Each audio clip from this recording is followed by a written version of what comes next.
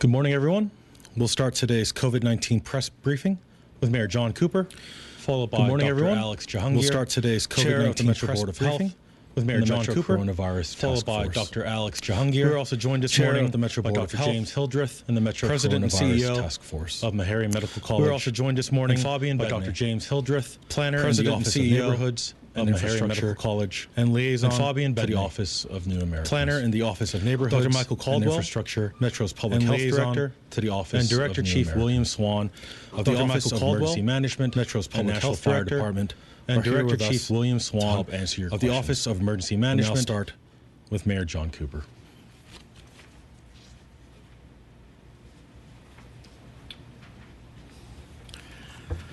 Good morning, Nashville. Now, before we get started, I want to take a moment to commemorate the 1-month mark of Nashville's recovery and rebuilding efforts since the March 3rd tornado touched down in Bells Bend and left its trail of destruction across Davidson County. Now, we want to remember Michael Dolfini and Aubrey Sexton, and we continue to mourn their loss with their family and friends.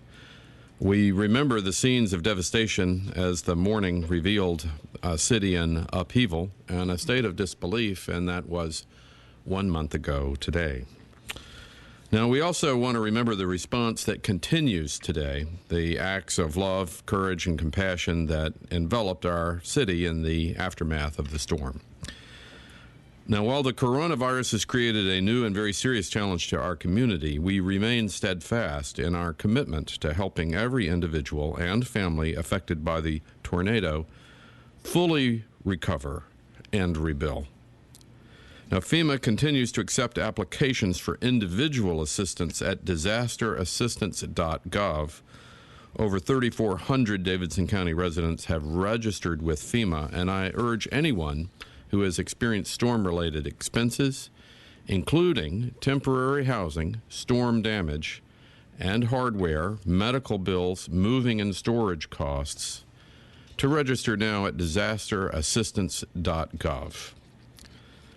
Now, the Community Foundation of Middle Tennessee is continuing to disperse expedited grants to agencies providing emergency assistance to tornado victims and has raised nearly $10.6 million in pledges and contributions from over 21,000 donors to date. Now, over $2.12 million in grants has already been deployed from the fund to 60 nonprofits to help tornado relief efforts: Lee Chapel, AME Church, Gideon's Army, the Martha O'Brien Center. And the Community Foundation's Advisory Council is meeting again today to consider more than 20 additional grants, totaling more than $500,000, which the foundation will announce on Monday. To find a list of grantee organizations providing individual assistance to tornado survivors, visit tornadoresponse.com. tornadoresponse.com. Now, Kathy Floyd Buggs, the director of the Office of Neighborhoods, is leading a team from the mayor's office to work directly with our community partners to ensure that funds and other assistance continues to help those directly affected by the storm. Now, I'm incredibly grateful to every Nashvillian who has responded with such generosity to help those affected by the March 3rd tornado. The week of the storm, more than 26,000 individuals signed up to volunteer with Hands On Nashville. That's more than volunteered in the 8 months following the 2010 flood. That was 4,000 more, even 8 months after the 2010 flood. So that's just a remarkable and effective response. 700 disaster-related volunteer projects have been posted since March 3rd, representing more than 30,000 hours of service. And they are completed in the tornado response and recovery effort. Nashville has proved that it knows how to respond in a crisis, and now we're counting on you to do it once again. As we see positive cases of COVID-19 rise in our community and hospitalization rates increase, residents must do all they can, including remaining at home and practicing safe social distancing when running essential errands, to help flatten the curve of the coronavirus disease. Now, our thoughts are with those who are sick with the virus and the loved ones of those who have died. Flattening the curve means saving lives, which requires county-wide compliance with the Safer at Home order. Now, fortunately, a vast majority of residents and businesses are complying with the Safer at Home order and have been since the order was first issued. But those who choose not to comply will face fines and misdemeanor citations if they violate the Safer at Home order. Non-compliant businesses will face other consequences, including civil penalties, padlock orders, and suspended or revoked licenses and permits. Now, anyone can visit hub.nashville.gov or call 311 from anywhere in Davidson County or download the Hub Nashville app to report a suspected violation of the Safer at Home order, including non-essential business operations and unlawful gatherings. Now, this morning, I want to take a moment to extend my gratitude to all the hard-working individuals providing essential services in Metro government. From the clinicians and the epidemiologists at the Metro Department of Public Health to the first responders of the Metro Nashville Police Department and Nashville Fire Department, we could not successfully confront any crisis without our dedicated Metro personnel, and there are far too many today to list them all. Now, on behalf of everyone in Nashville and Davidson County at this month anniversary of the tornado, thank you for your dedication, your professionalism, and your hard work, especially over the past month. Now, I'm grateful to Dr. James Hildreth, President and CEO of Meharry Medical College, for joining us again this morning to provide his insight into the COVID-19 outbreak from his unique perspective as an infectious disease expert. I'd also like to welcome Fabian Bedney from the Office of Neighborhood Development and Infrastructure and liaison to the Office of New Americans for joining us this morning to talk about the important work that the Metro Coronavirus Task Force is doing to inform our neighbors in Nashville's immigrant communities. And finally, I'd like to thank the Nashville Predators and team captain Roman Yossi for providing us with his encouraging words and a reminder to practice safe social distancing. A special message from Roman will be immediately following today's press briefing. Now, and as a reminder, anyone can visit covid19.nashville.gov to make a contribution to the COVID-19 Response Fund or find information on obtaining direct financial, food, housing, mental health, social service, unemployment, and utility payment assistance. And now I'll turn it over to Dr. Alex Jahangir, Chair of the Metro Coronavirus Task Force. Thank you very much.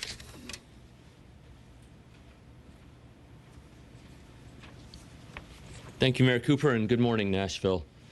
Here's the latest information on the COVID-19 virus in our city. We now have a total of 808 confirmed cases. This is an increase of 23 cases in the past 24 hours. Yesterday, there was a sixth COVID-related death, a 60-year-old gentleman with underlying health conditions. Of the confirmed cases, 26 are currently hospitalized, 673 cases are self-isolating at home, and 103 people have recovered. You know, as I was looking through the data last night, I also wanted to let you know that there is an additional 780 cases in the Mid-Cumberland region, which includes the counties of Cheatham, Dixon, Houston, Humphreys, Montgomery, Robertson, Rutherford, Stewart, Sumner, Trousdale, Williamson, and Wilson. This means that nearly 1,600 of the 2,800 cases in the state are right here in Middle Tennessee. This is not just a national problem. As of 9 a.m., the community assessment centers open to screen residents who may have the virus. More than 700 people have been screened thus far, and nearly 500 have been tested. The centers, along with the assessment hotline, are part of the community assessment system that we have created for Nashvillians who are concerned about the virus. If you think you have symptoms, first call the assessment line at 615-862-7777. The hotline is open 7 a.m. to 7 p.m. 7 days a week. You will be connected with the medical personnel who will answer your questions and determine if you need additional screening. If you do, you will be referred to either your local healthcare provider or to one of our community assessment centers. These drive-through centers will provide additional screenings and, if needed, a COVID-19 test. As I've mentioned before, the purpose of these community assessment centers and our system is to increase access for the services to our residents and also to lessen the burden on our community hospitals. We are also planning to help ease the pressure on our community hospitals in anticipation of the surge of the COVID-19 patients that as the incidence continues. Yesterday, it was announced that the Music City Center will be one of the regional alternative care sites for the state of Tennessee. It will have over 1,000 beds to support the anticipated surge of COVID-19 patients. The Nashville Coronavirus Task Force and local healthcare systems have been involved from the start and will assist the operation of this site. Later today, the mayor, the task force, and representatives from regional hospitals will meet, by phone of course, with state officials to continue planning on the alternative care sites. This is a regional facility and will support the hospitals in Davidson County and our surrounding counties. If you would like to help with the alternative care sites, please sign up for the Tennessee Medical Reserve Corps. We need medical professionals as well as others who have an interest. There's a link for the state signups on our website, covid19.nashville.gov. Yesterday, Governor Lee amended the state's Safer at Home order, and you may have seen other cities in the region do the same. I thank the governor and the area mayors for having issued an order like we have done here in Nashville several weeks ago. It is going to take a broad approach to combat this virus, and every step is important. For Nashvillians and all those watching this morning, the main thing you need to know about this order is stay at home. I continue to need your help. Social distancing and staying at home can help stop the spread of this virus. Tell your friends and family, tell them to stay at home. Stop going out for unnecessary purchases and unnecessary errands. Stop gathering in parks or stores or other public spaces, and stop going out when you feel sick. As I've said before, please spread the word and not the virus. I now would like to introduce Dr. James Hildreth, the president of Mary Medical College. My apologies.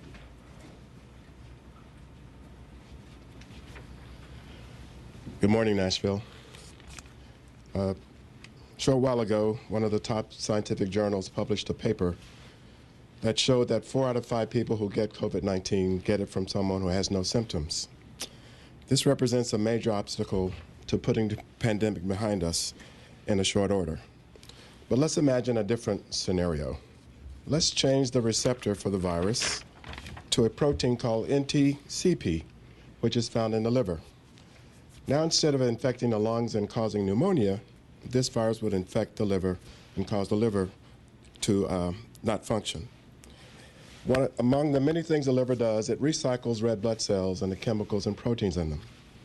One of the byproducts of this is a bile acid called bilirubin. It's a yellow-orange dye that, when it accumulates in the blood, it gets distributed all over the body, and it turns the skin and the whites of the eyes yellow. That means that it'd be easy to spot someone who's infected. We just look for those with the yellow eyes. We could quarantine them, get them medical assistance, and we know to stay away from those individuals to avoid contracting the virus. In this scenario, it might also be possible to start treating these individuals early for better clinical outcomes.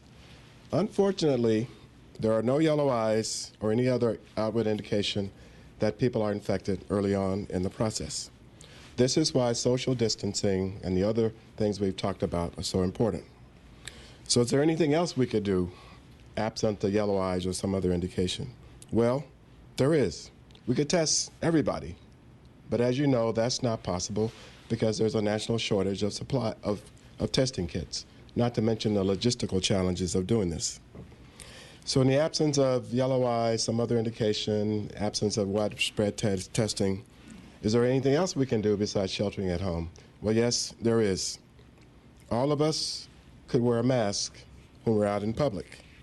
Let me emphasize, and this has to be emphasized, the healthcare providers on the front line must have the highest priority for personal protective equipment.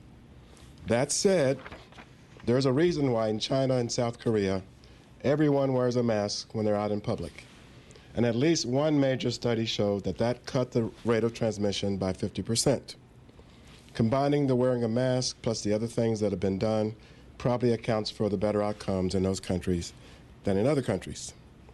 Now keep in mind that masks serve two purposes depending on who's wearing them. They can reduce the risk of getting the virus from someone who's infected. They also reduce the risk of transmitting the virus from an infected person to an uninfected person. What that means is that if everybody is wearing a mask, regardless of who had the virus, the chain of transmission would be reduced.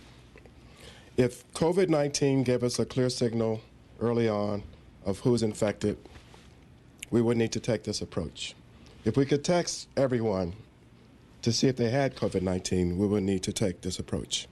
Since neither is the case, it's probably time to add another major effort to controlling the virus, and that probably is that when you go out, and only if you go out, have to go out, that you wear a mask. There's a national urgency, and I'm going to repeat this, that the PPE must be reserved for healthcare providers and those on the front line. So many people have resorted to making homemade masks out of bandanas and other kinds of materials. There are a couple of things you really need to know if you're doing this. If the mask has served its purpose, there is every possibility it's contaminated on the outer surface. What that means is that you should do two things. Wash your hands when you take it off, and sterilize it or sanitize it if you're going to use it repeatedly. If possible, wash it in soap and water, and if it's made out of cloth or has no metal staples in it, you can do what I do. Stick it in a plastic bag and microwave it for 2 or 3 minutes at the high setting. Numerous studies show that many types of bacteria, fungus, and viruses are killed by microwave radiation. You must make sure that your improvised device is compatible with microwaving, and if it is, stick it in a plastic bag and zap it for 2 or 3 minutes at the highest setting. I want to emphasize, as you heard earlier, that our best strategy still for controlling the virus is to stay at home. My heart breaks every time I hear a news story about a nursing home where the people have gotten infected. The virus is not floating in the air. Someone delivered the virus to that facility. That's how it started. Someone was a vector. Please stay at home. Comply with the order to stay at home. Only go out when you absolutely have to. And if you have to go out, please cover your face to avoid becoming a vector. And now I'd like to introduce Fabian Bednay. Thank you.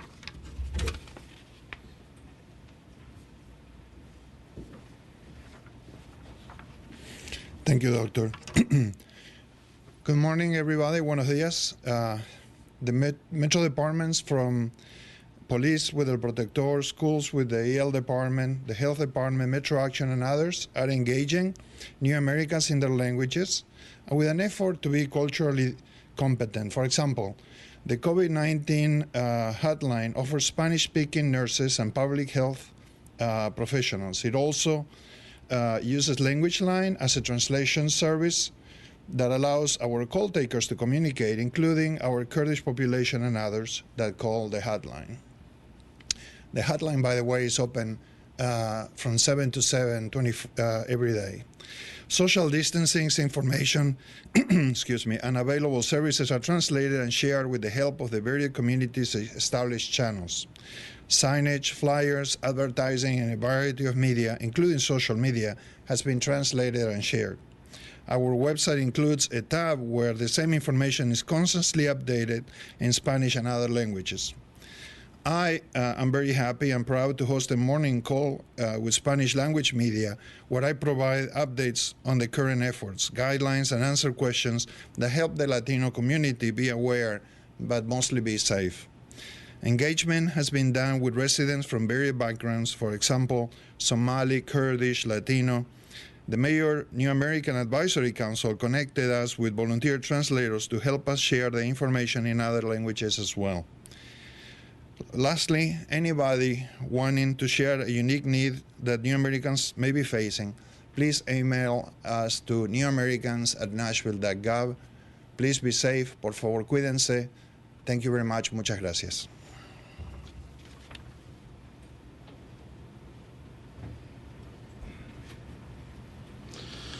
Thank you, Dr. Hildreth. Thank you, Fabian. We will now start the Q&A portion of today's briefing. I will announce your name from the podium.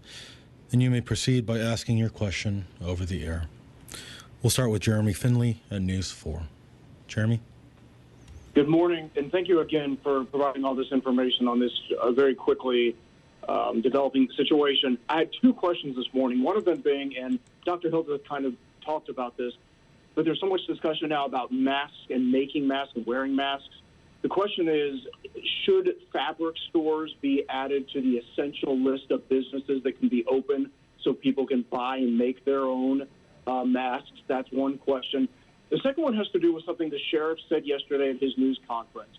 While he in no way is complaining about the assessment centers, he said in his observation the assessment centers aren't being used as much in comparison to the people that have come in contact with someone that has been in contact with someone who may have symptoms, and so his correctional officers and his inmates. So the question is, should those assessment centers be opened up to people that may not have symptoms but have been exposed to someone with symptoms, like nurses and correctional officers? Thank you.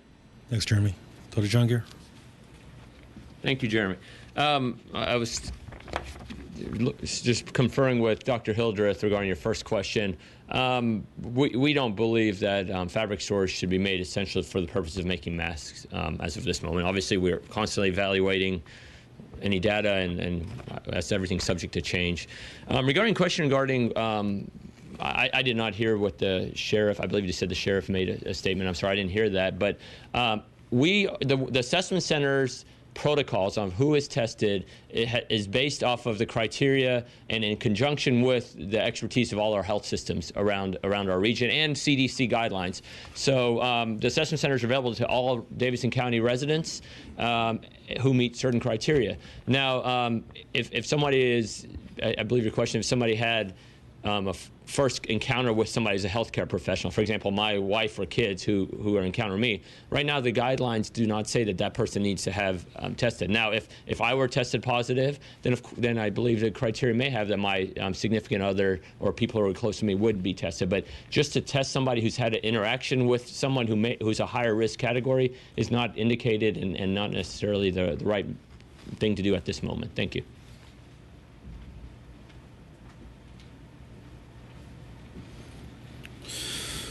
Next, we have Stephen Elliott with the Nashville Post and Scene. Thanks, Chris. Since the state of Metro is wondering what sort of additional deliberations and information you've gathered about the revenue projections and the budget that you'll be submitting, if you could give an update on that. Mayor Cooper. Thank you, Stephen. Welcome to my afternoon. The data is coming in, and also understanding the federal response has to come in. Treasury Department regs have to be written and read and interpreted. So we don't have enough information right now to be able to answer that question. Thanks.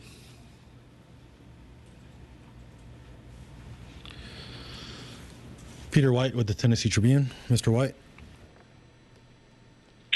Hi, Dr. Hildreth. I have two questions. One is just a source for the study that you mentioned in your brief talk, if you know it. And secondly, it's a question about epidemiology and the curve. What is your thinking on the predicted date, which is, I think, the end of this month, for it to peak? But if we're not testing as the best science would require, how authoritative is that date for a peak? I mean, maybe it's wildly off, maybe it isn't. I don't know. Thank you, Peter. Dr. Hildreth. The paper I referred to is published in Science. It's Lee et al., and it's the March 16th issue of Science, which, as you know, is one of the top journals in the world. I think it's too early for anyone to precisely predict when the peak is going to occur. We just need much more data. So I'd be out of my stepping out of my role as a scientist to say we know that, we just need more data. And that's why these testing centers are so important.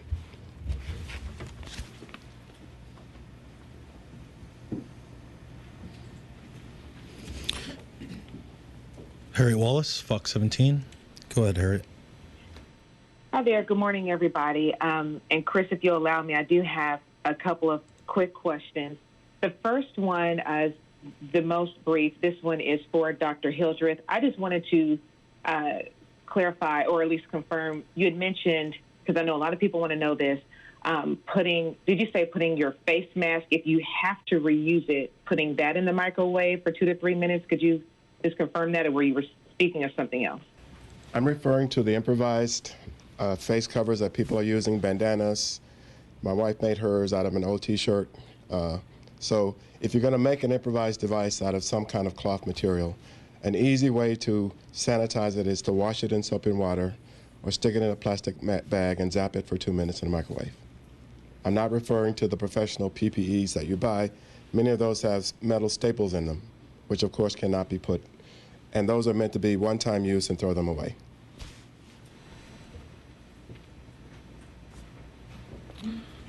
Harriet, you had some follow-up questions?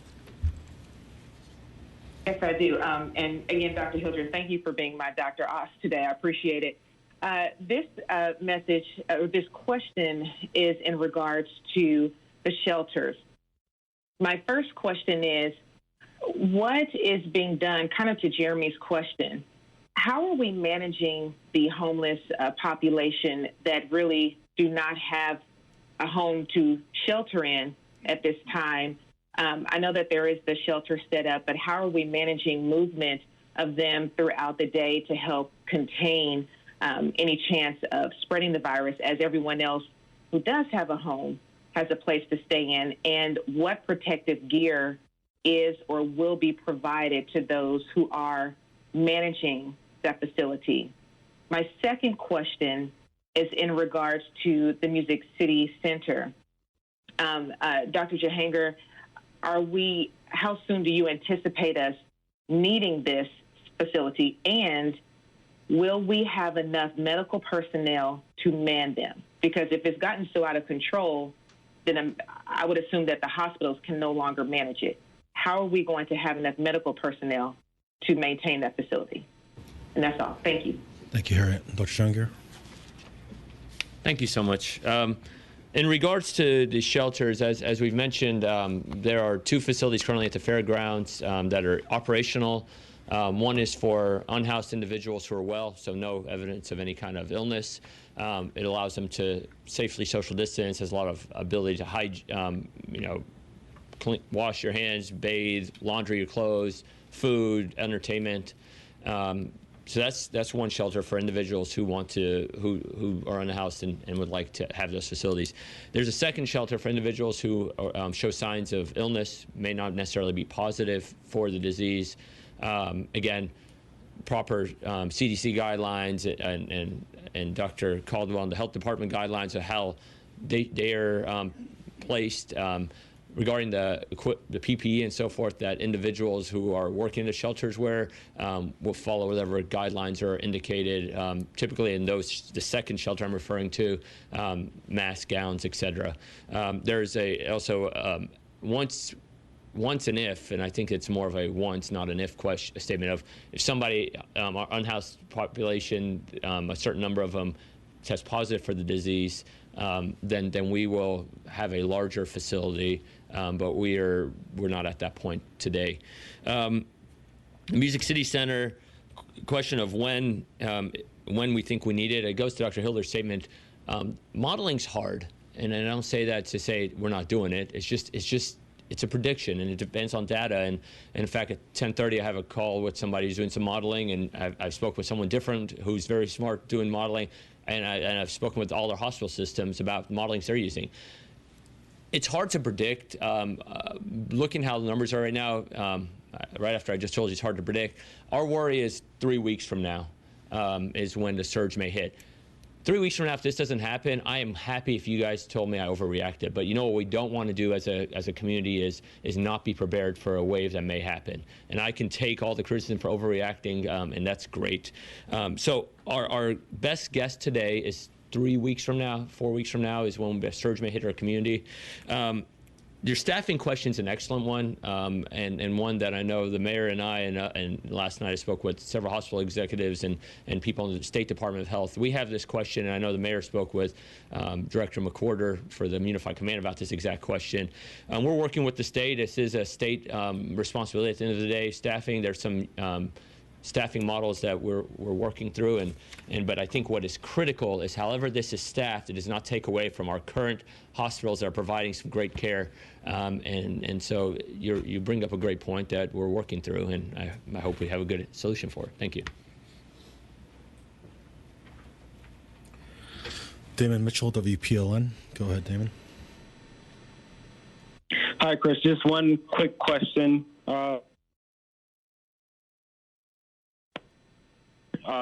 Is there a number or anything as far as like fines and citations that has been given out? Can you just kind of provide an update on how that's going?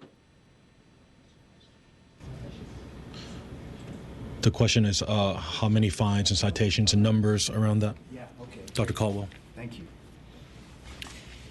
Good morning. I can tell you that Hub Nashville and COVID-19.nashville.gov is getting lots of inquiries. There are 2 buttons right there if you go to the Safer at Home order, where you can submit a request or let us know about a violation.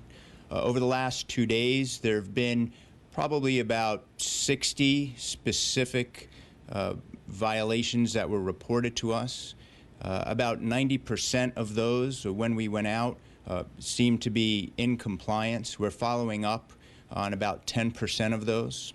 Right now, everyone that we have gone to talk to, owners, those running the stores, have complied.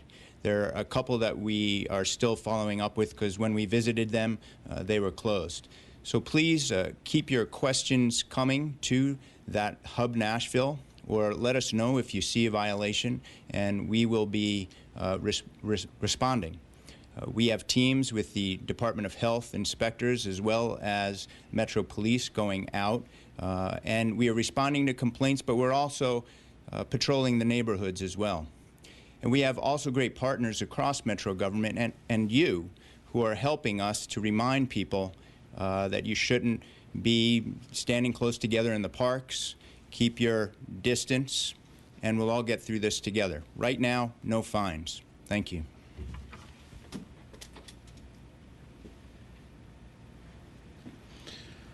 Nancy Ammons.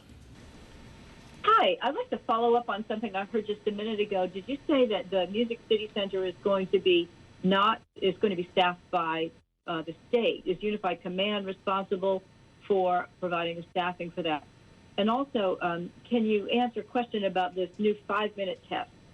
Does it use new equipment that has to be manufactured, or would it be able to use existing equipment, things that are common in a doctor's office or maybe a walk-in clinic? Thanks. Dr. Jungier. Sure. Nancy, thank you, and good morning.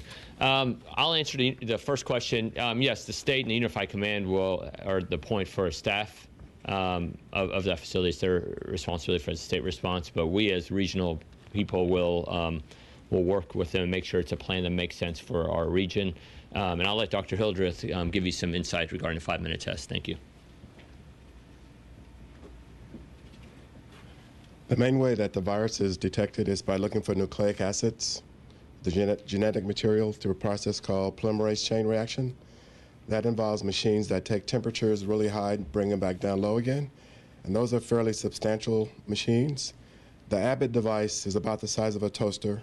It does all this at the same temperature. It's called isothermal PCR. And those machines are the ones that do this in 5 minutes and a negative result in as little as 15 minutes. So I believe that Abbott is manufacturing these things as fast as they can, but those can be point-of-care devices in walk-in clinics, doctor's offices, so that's going to be transformative to getting more tests done. But it's a very exciting new development in terms of testing. Nikhil Smith, WKRN. Good morning. Thanks for taking my questions.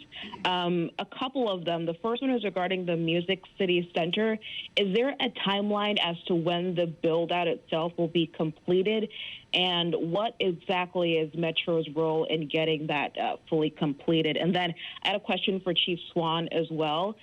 The Nashville Firefighters Union says that if people are calling 911 because they have symptoms of COVID-19, they should probably take, as they have someone that could take them to the hospital using a personal vehicle, that they should do that instead. So, Chief Swan, is that a directive that you would support as well? Let's start with Dr. Jahangir. Hey, thanks so much. So the questions are all excellent around the Music City Center. In fact, this afternoon at 2 o'clock, the mayor and I and others are having, as I mentioned, a meeting by phone with regional hospitals leadership, as well as highest level of state health department and so forth leadership, to find out exactly whose responsibility every one of these things you're asking is about. How long will build out take? Staffing, who will do what will our response and responsibilities be? This is a big deal, right? You're putting a hospital that's 1,000 beds or more, and we're working through that, but I assure you that we're gonna make sure that the plans are solid, and everyone who takes responsibility for the parts that they need to take responsibility for. And I'll defer to Chief.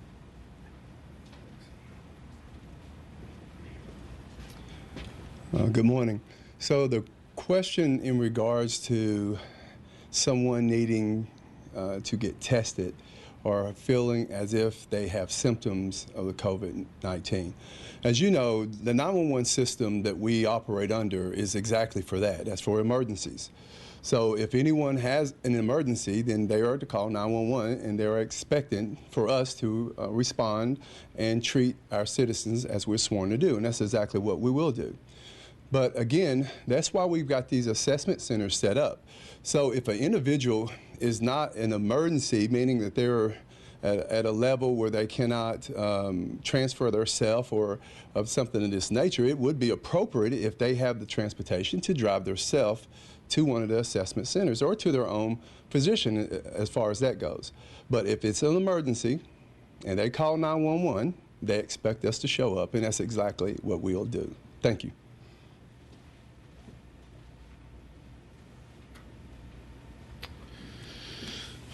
Thank you, everyone. There are no live COVID-19 press briefings scheduled for this weekend. We will continue issuing updates by email to local media each morning, and all Davidson County residents can visit covid19.nashville.gov to read about any new developments. Broadcast press briefings will resume on Monday, April 6th at 9:30 a.m. And now, a word from Roman Yossi and the Nashville Predators. Hey guys, it's Roman Yossi, just checking in.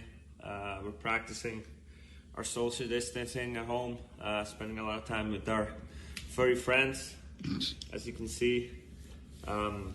Just hope everyone is safe out there. Take care of each other.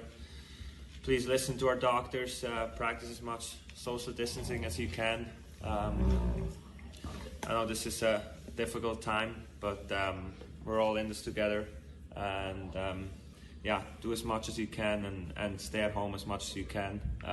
Also want to thank all our doctors, nurses, grocery store workers, first responders, police officers, everybody that's still out there trying to keep everyone safe. You guys are the real heroes, and yeah, I hope I see you guys soon at Bridgestone, but till then, take care of each other and please be safe.